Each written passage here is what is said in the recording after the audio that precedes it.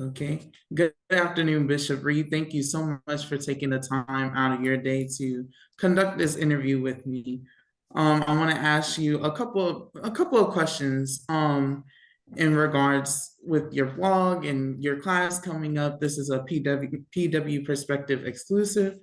I wanted to introduce myself and just so you can kind of get a feel of who I am. I'm Trey Thompson. I just completed my first year of college at Radford University, but I came back home and going to Northern Virginia Community College because of personal reasons, but helping out with my grandfather who just suffered two strokes and helping out with my family because I realized they need me, but I also do want to continue to further my education more. So thank you so much for even taking the time out of your day to sit down with me and do this interview. You're welcome. So my first question is, growing up, you were one of the first students in Bibb County to integrate public schools in 1964. Can you share your experiences and how it shaped your worldview on race relations? Well, actually, I learned a lot, um, and ironically, from how we were perceived by white people.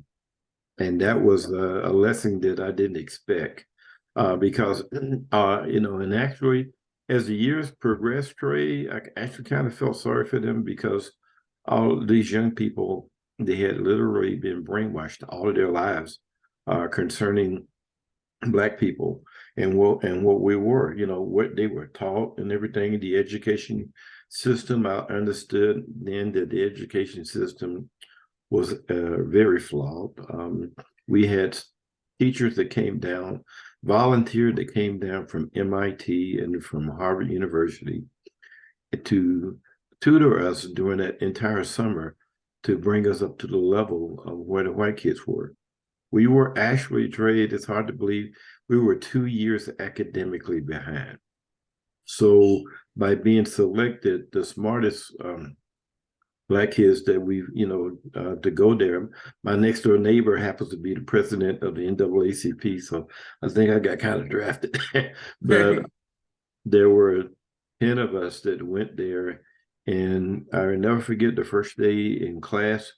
There was this student that came down from Massachusetts, and he held up a book, and he said, he had one book. He said, this is the white kids' ninth grade book, because we were going into ninth grade. Then he put that down. He said, this is your ninth grade book. And he put it down. Then he picked it up and he said, this is a white kid's seventh grade book. So actually, we were 2 grades behind. We never received any new books. All the books we got were used. I think that Trey, this is lost in translation. I think many people don't know this, and it's scary now that it's not even being taught in schools. Absolutely, absolutely.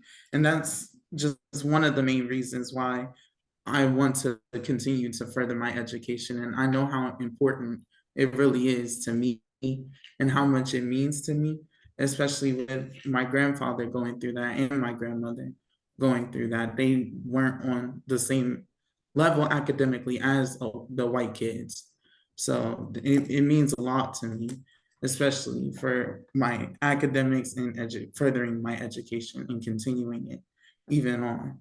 My next question brings me to recently in your blog, you wrote about the new segregation and how it's not just based on demographics, but also beliefs and values. How are we seeing that demonstrated in today's society? Well, it's it's literally exploding, and I call it the new segregation because it's kind of under the rug and people don't know that it's very subtle. What Absolutely. we're seeing in many of the cities, particularly, uh, I spent some time in Savannah recently. The gentrification that's occurred in Savannah, all of the area. I went to Savannah State College for 2 years, and all there used to be rundown older homes there. All those homes have been refurbished, and they're selling for 700,000, $1 million. Right. A lot of these yuppies are moving in. and that pushes the population out. SCAG um, purchased a lot of the project homes that were projects where Blacks were staying. SCAG redid all of those, and that pushed a lot of people that were actually staying Section 8 or in the projects. They had nowhere else to go then because they purchased those from the government. We're seeing also too in many of the 55 plus other groups that are getting out of where people are moving out from a monetary standpoint. Even here in Georgia, or where I live here now, south of Atlanta, well, you can't really afford anything within about 20 or 30 miles of Atlanta. You got to be making about $150,000 a year people are literally being pushed out. And then the sad thing about that trade I've learned, because I lived in northern Georgia first before I moved here, is the healthcare is significantly different because many of the people in the hospitals here and the doctors take Medicaid, Medicare. So you don't get the best doctors, you don't get the best healthcare. You can literally go in the emergency room and wait for hours. 5 hours is a short wait. But you can drive 35 miles north, get in an emergency room just like that, have the best doctors, the best healthcare with the same. People were shocked. I went to a doctor recently. They couldn't believe that I had supplemental insurance. I said, well, we don't get many people have supplemental. Well, I'm retired federal. Okay, I was 34 years federal government, and I had that, and I can afford that, but a lot of people can't afford that. And so this is what we're seeing, the new segregation that's occurring very subtly. And all. So what happens, you end up with a group of people settling, and you create new ghettos, you create people that can't afford things. And I think a lot of problems is with us too. We depend too much on the government. And so like your grandparents and myself, we were taught our ethics were totally different than we see now in many young people that are out now. We didn't want a handout. We wanted to work for everything. We didn't want a check. Don't give me nothing because I don't want you in my business. Absolutely. Absolutely. I want to be my own man. And so that's the new segregation that we're seeing. Absolutely. I wholeheartedly agree because I always say that I'm from the wrong generation because I'm not the one to take handouts either. I'd rather work for it. But man, growing up in this generation, it seems like none of us want to do that. So I wholeheartly agree. My next question is Malcolm X once said, the church of, of the church, Sunday mornings are the most segregated hours in America. Can there be reconciliation in churches towards racial healing? I think this, to me, continues to be one of the sore spots with Christianity. Not only in the South, but in America, personally. And for him to say that he was absolutely on spot. What we're seeing here now, we're noticing, Trey, is that a lot of the denominational churches since COVID, many of them are kind of dying out and closing away. And we're seeing the upbringing of new churches where we see husband and wives coming together, congregations are fully integrated and things like that. We're seeing that, but it's a slow progress that's happening because of the failure to adapt to life of the old denominations. Okay. And to me, actually, it's good. It's a good change because some of these old people, they were just stuck in their ways and tradition more so than doctrine and understanding what love and commitment. I think to me also, in my class that I'll be teaching on the 10th, I go through that. I address that issue. We know what happened with the letters from a Birmingham jail who Martin Luther King wrote to the clergy there. The failure of the white church to step up to really support the way that their so-called brothers and sisters were being treated was a fallacy, was a shame on our nation. It really was a shame. So this is something that we got to work with. It's going to take a while for it to come over, but I will not go to a church, and I go to interracial churches now, and but I like to go to churches where there's a mixed congregation of people. Where this is what when I had our church in Woodbridge, John would tell you, I wanted my church to look like heaven. I want all kind of people there, all kind of languages, all different colors and hues there. That's what I want. Absolutely. I actually admire that because we don't see a lot of diversity in churches now. So my next question is your discussion on race, races, and racism will address race in America from a biblical as well as a historical perspective. What do you want people to gain from this discussion? But what I want people to gain is something that they probably given this class every year, and I update it. And this back in 2018. So it's 5 years ago the first time. And I've done it to other congregations, not just Black churches and white churches, but want them to gain to understand what race and racism, how all that really started. How do we get where we are, and where do we go from here? So that's the goal of it. So there's a lot of history involved. There's a lot of biblical analysis that's done, the way that people try to define a race, because there's only really one race, and that's the human race. If you go down to it, if you're really a believer, you say that God created Adam and Eve. Okay, we're all like the thousands cousins to each other, So and once removed, I mean, so are we really brothers and sisters? So people have to really sit back and look at that, and how we begin to designate people. Even in our country, people understand there were a lot of people, a lot of different cultures that were not white. How white people were invented. White people were invented in the 18th century. Okay, before that, there was no white people. And the Bible does not address race in any such way. It talks about color, it talks about nations and peoples, but it never mentions a single race in any interpretation.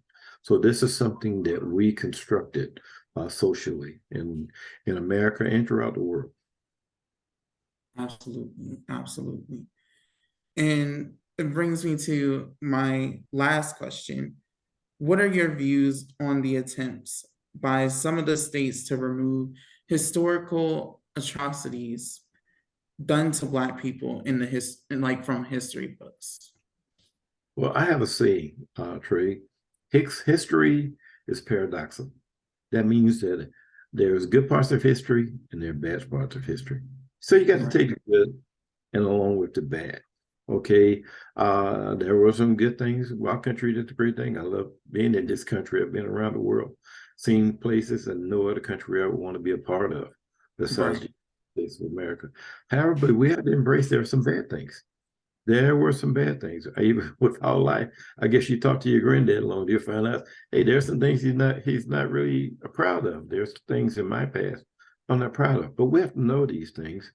And if we don't know our past, we're doomed to repeat the past. We're doomed to repeat it if we don't understand the plight of what we through. And I think what we see today with the generations that we're facing today is that they don't understand.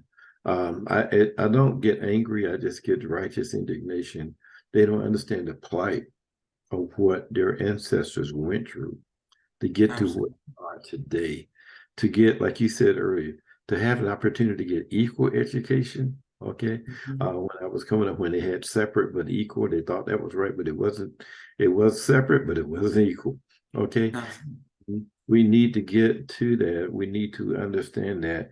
So when you're trying to whitewash things, that doesn't make things any better. It doesn't, and you hurt one, it's like this, the people, the winners always write the history.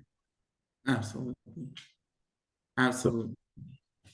And I know I said that this was my last question, but this is actually my last question. Can you go a little bit into more detail and depth about what your class will be? Yeah, sure. The class races and racism. It's about an hour, 20-minute seminar. Okay. It deals with the origin of race. Um, from a biblical standpoint, it goes through there, lists a number of different scriptures. Then it talks about races, how uh, man put together the social construct of races throughout history, not only just in America, but in other countries. And we see the expansion of America. We deal with the Civil War, the atrocities of the Civil War, what led up to that, the Dred Scott case, and all those things from a historical standpoint, and also the failures of Reconstruction. And we're still suffering from the failures of Reconstruction to what we got today, even the origin of policing, with the overseers and things like that. So we deal with all of those things. And then I look at racism itself to define what racism really is, because a lot of things that people say are racist or racism, they're not really that. Maybe we have a lot of times we have racial insensitivity toward one another. And so I address a lot of those things. And finally, I deal with the solutions. Where do we go from here with that? So it actually just starts with this is where we are, this is where we are, and where do we go now from here? So that's what the class. So it's take about an hour and 20 minutes, maybe a little bit longer with questions. I usually have 1,000 questions that people have. I offer my notes. I do. I don't know if John told you, but I have a ministry, John Reid Ministries, people that partner me with my ministry. I do send them study notes if they want the study notes to my partners. And also, too, I do give them an invitation. I got an invite to go to study in Oxford this year. So I'll be in 2024. I'll be studying at Oxford University in England. And so I'll be raising money for that, too. But like you said, getting back to the course, it really provides a lot of stuff that kids cannot learn. They will not learn this. It's so sad, Trey. They won't learn this in grammar school. They won't learn this in high school. And many of the other courses were only available for graduate at the graduate level in school, not just even undergrad. They were only available at graduate level in master's group class. And if you're foreign and things like that, whatever, they could probably arrest me for teaching this, but it's not available. So it's gonna be I'm hoping to have a lot of young people there on this class. And for people, I tell people that attend any of my classes, I say, the best thing you can do is spread this to someone else. Don't take all your knowledge and just digest and keep it. Knowledge is not good unless it's applied to you. You need to take it application and apply that to your life and tell somebody else about it. So that's the goal of the class that we'll be doing on the 10th, at 7:30 that night. Okay.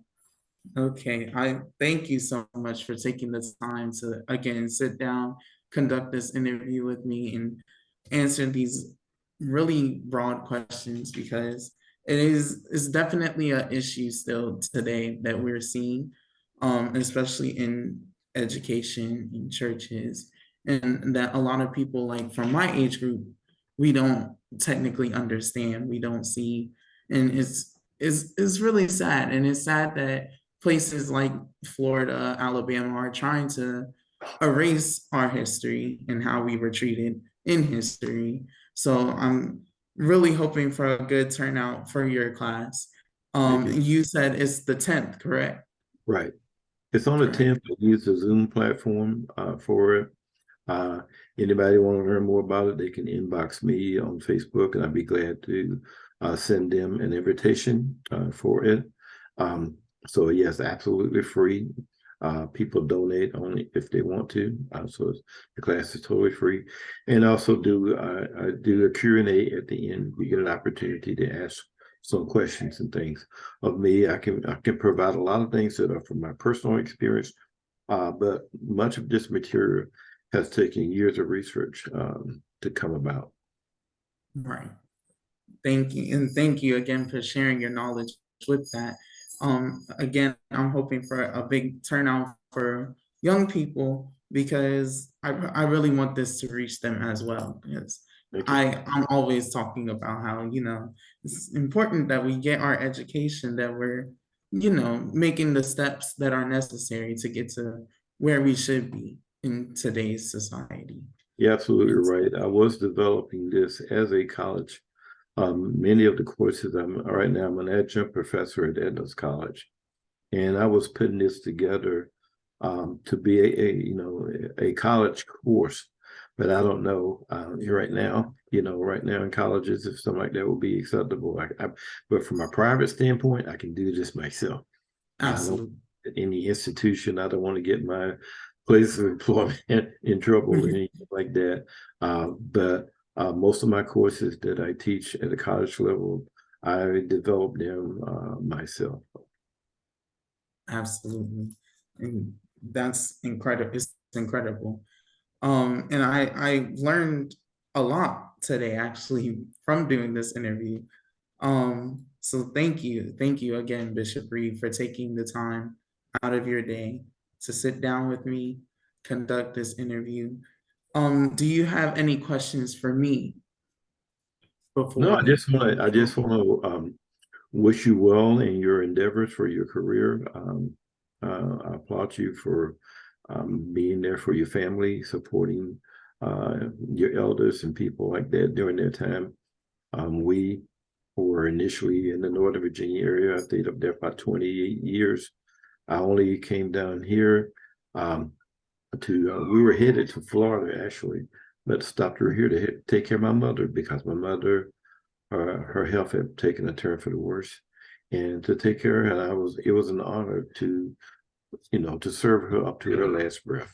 So I applaud you for being there for your parents and your grandparents because it means so much. You don't find many young people do that anymore. Thank you so much. I'm doing the best I can emotionally and physically.